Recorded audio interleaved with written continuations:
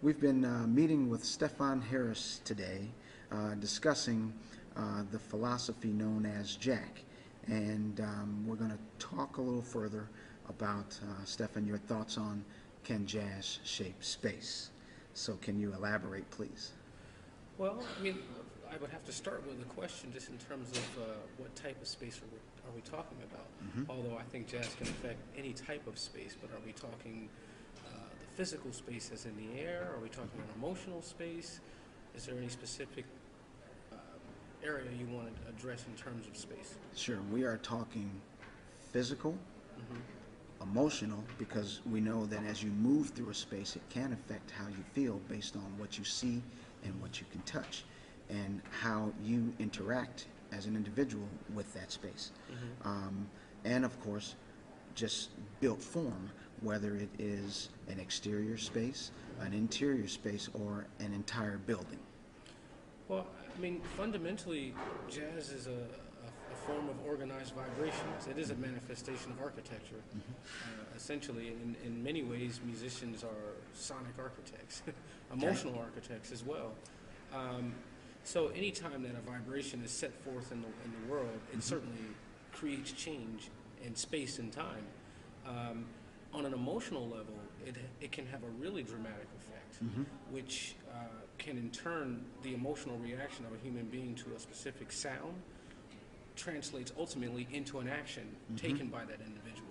So it's not just that it affects the emotional state, it translates into a physical action, not necessarily in terms of architecture. It can be in some cases, but sometimes it's just whether it affects a person's mood and how they choose to treat the person sitting next to them.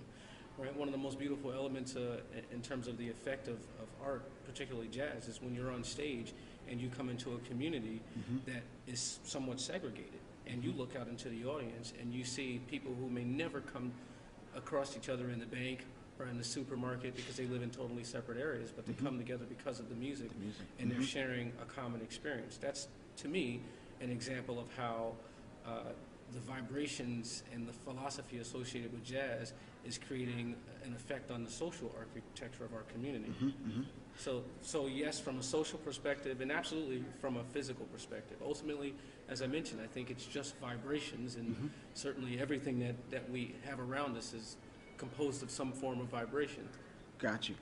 That's a great point, and that actually explains and contributes to the explanation of our ability as a black architect to actually work with folks of Hispanic background.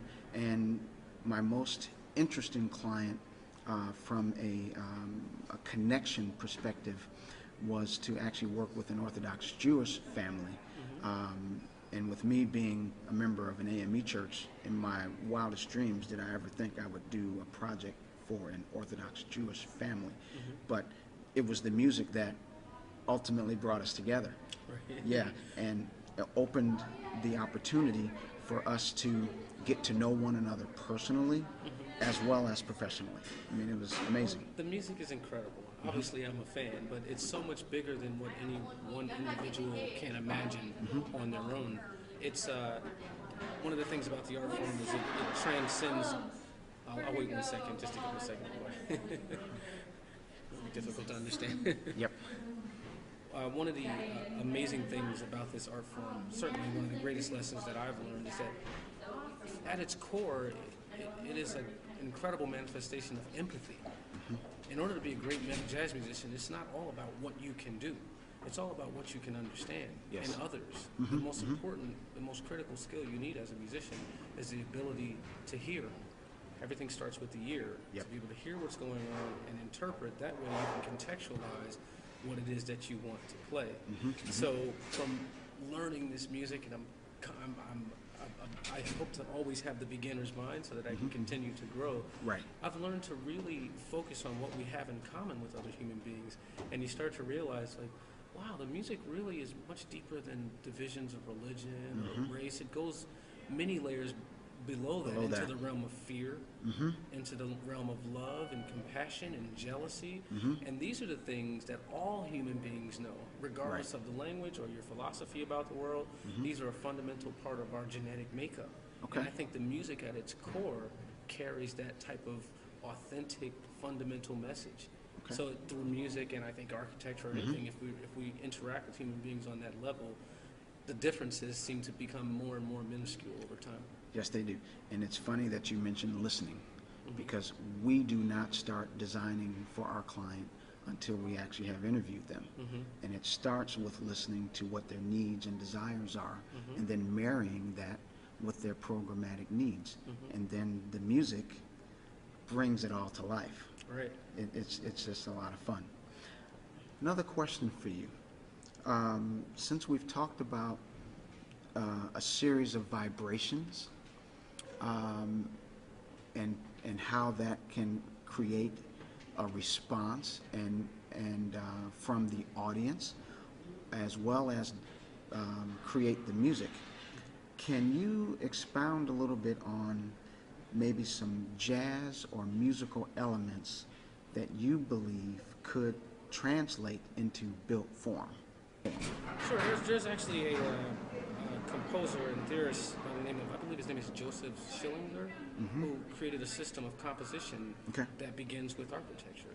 He actually analyzes shapes and grids and comes up with a matrix of pitches associated with certain numbers and creates music based on that. So it's something that's been done, and it's been an interest in the field of the arts for a long time.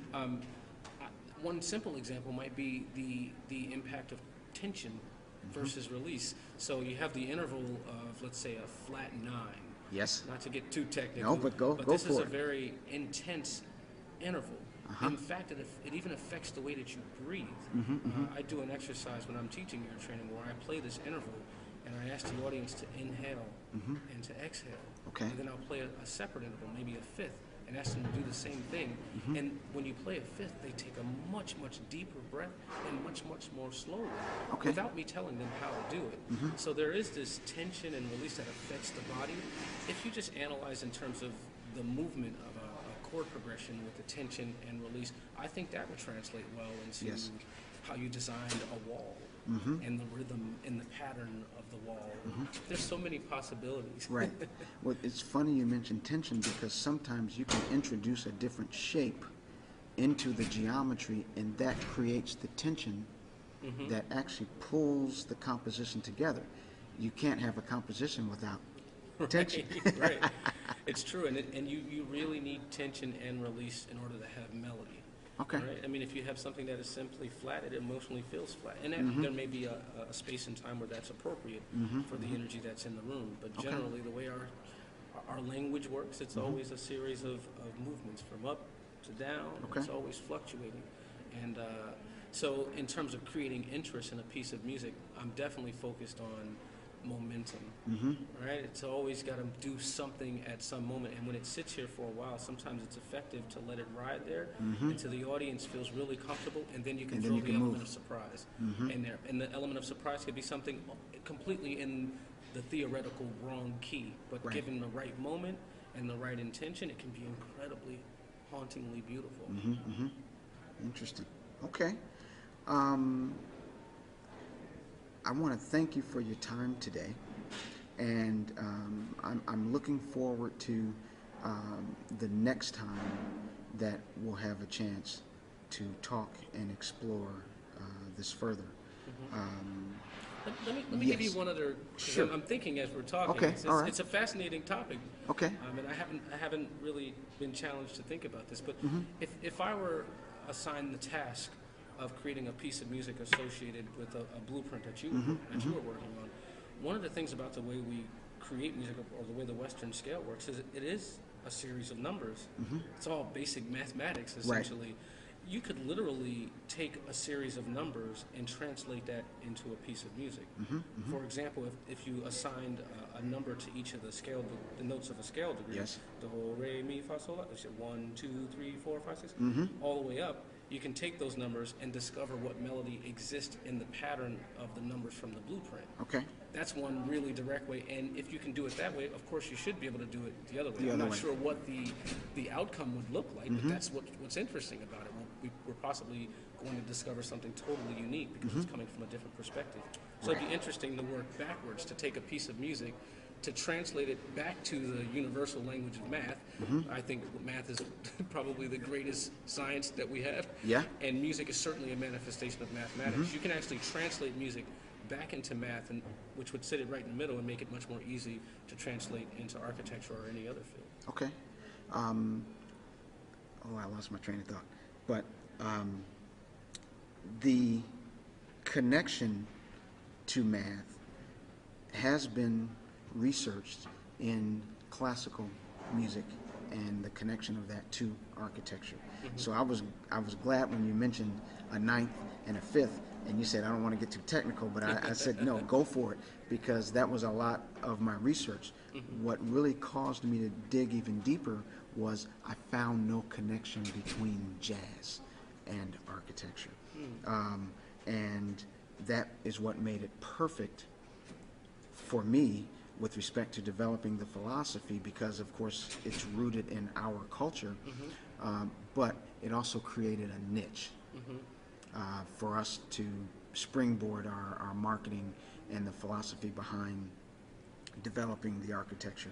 And as you mentioned earlier, making those connections with the people and socially how important it is, and it's bigger. It's interesting. It sounds more of a social issue, because if you mention that there's a connection between classical music and architecture, it's been researched.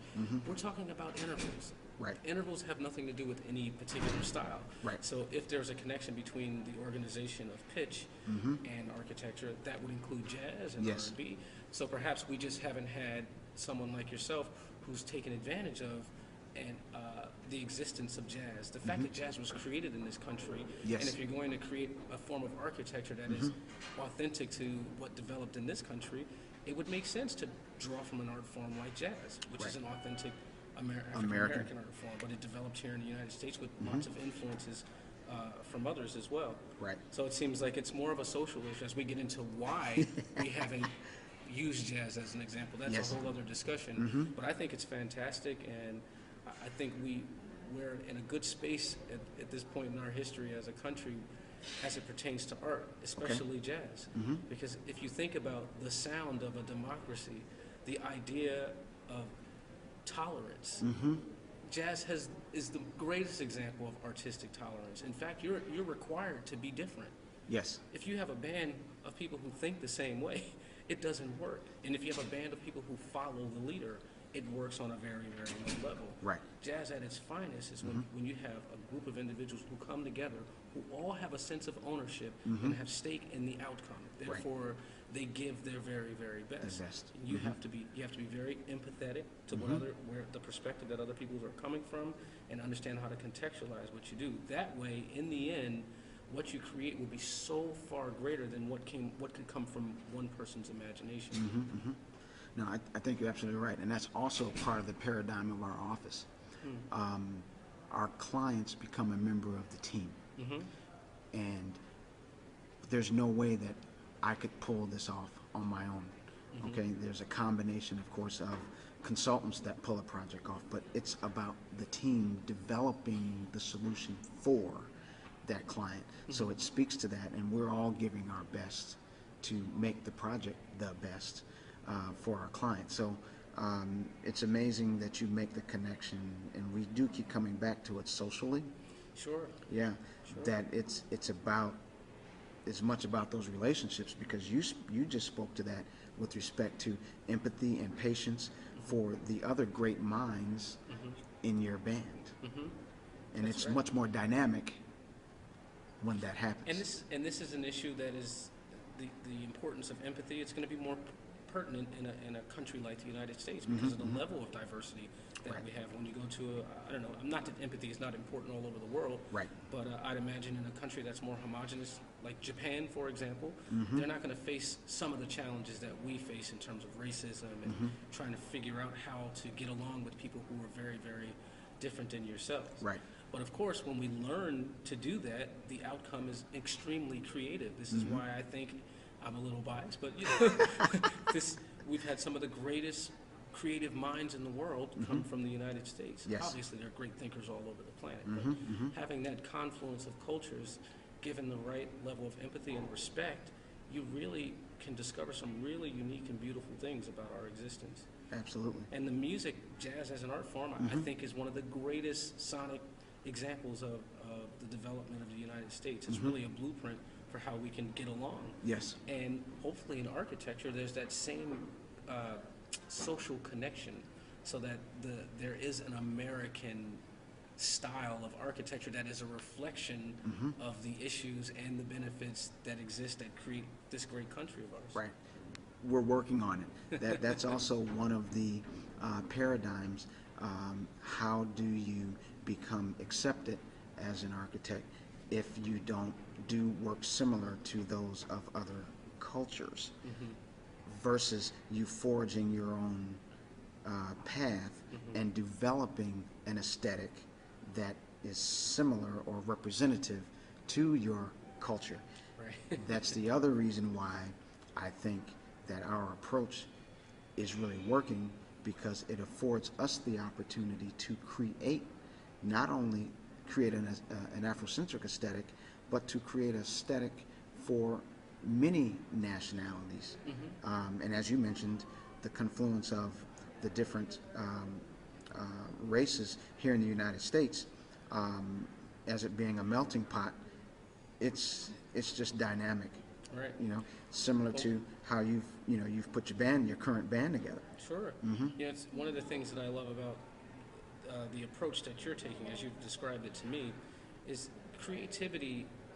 In my opinion, there are many who may disagree with me. I think creativity is overrated. Okay. And really, creativity to me is a byproduct of authenticity. So I think of the process of coming up with a piece of music as a process of discovery. Okay. I'm playing a note, I'm looking for the second note, I'm creating it, I'm trying every possible combination, and when I hear the right one, I know that that's exactly the right one. And I think in theory, the reason I know that it's the right one is because it already exists. Right. And what it is I think I'm learning, the more I study, how to recognize things. I'm recognizing patterns that exist. And ultimately, that's what I think a genius is. In the long run, if I had to describe someone who is a genius, like a Thelonious Monk, I think it's people who can see something that everyone else can't. It's not so much that you're creating it, it's that you can observe it, right? I mean, what is there to create in this, in our existence? I mean, it seems like it's already here. So I love it was already created for us. Spiritually. Yes, okay. Right? Okay. So I love the idea that you're actually discovering architecture. You're listening to what's already here for us and looking for the connections. I think that's how we find things that are really different and change the world. It's not by the ego. Oh, I have the best idea in the world. I just came up with this. And most ideas, most of the time, they discover them by mistake anyways, because they were looking. Right. Okay. Well, amazing. And I want to thank you for your time and the extra time. Sure. And I will see you tonight. Fantastic.